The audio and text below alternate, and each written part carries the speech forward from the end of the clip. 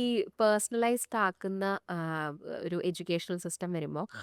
May be ഒരു ഭയങ്കര ഞാനൊരു സിനാരിയോ കേൾക്കാൻ വേണ്ടി ചോദിക്കുന്ന ഒരു ചോദ്യമാണ് കേട്ടോ. എന്ന് വെച്ച് കഴിഞ്ഞാൽ ഭയങ്കര ഡിഫിക്കൽട്ട് ആയിട്ടുള്ളൊരു കുട്ടി വരികയാണ്.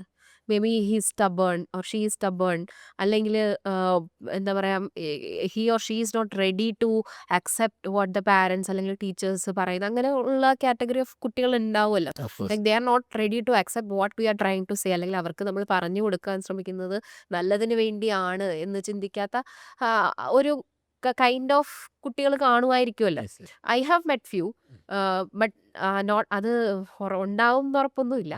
അപ്പൊ അങ്ങനെ എന്തെങ്കിലും ഒരു കേസ് ഉണ്ടായിട്ടുണ്ടോ? ചില സ്റ്റുഡൻറ്റ് നേരത്തെ പറഞ്ഞ പോലെ തന്നെ ഭയങ്കര സ്റ്റബേൺ. സ്റ്റബേൺ ആയിട്ടുള്ള സ്റ്റുഡൻസ് ഉണ്ടാവും. അതുപോലെ തന്നെ ചില സ്റ്റുഡൻസ് ഒരുപാട് ലേണിംഗ് ഡിസബിലിറ്റീസ് ഉള്ള സ്റ്റുഡൻസ് വരുന്നുണ്ടല്ലോ. അതായത് ഡിസ്ലെക്സിയ പോലെ ലേണിംഗ് ഡിസബിലിറ്റി. അപ്പോൾ അങ്ങനെ അതൊക്കെയാണ് ആദ്യം പറഞ്ഞത്. നമ്മളത് എല്ലാം നമ്മുടെ ഇനീഷ്യൽ അസസ്മെൻ്റ് ഉണ്ട്.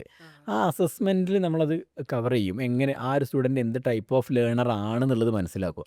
ഇനിയിപ്പോൾ അതൊരു ലേണിംഗ് ഡിസബിലിറ്റി ഉള്ള കുട്ടിയാണ്, ആ രീതിയിലുള്ളൊരു കുട്ടിയാണെന്നുണ്ടെങ്കിൽ അതിനനുസരിച്ചിട്ടുള്ള ട്രെയിനേഴ്സും അതിനനുസരിച്ചുള്ള ലേണിംഗ് മെത്തേഡ്സും ആയിരിക്കും അവിടെ കൊടുക്കുന്നുണ്ടാവുക.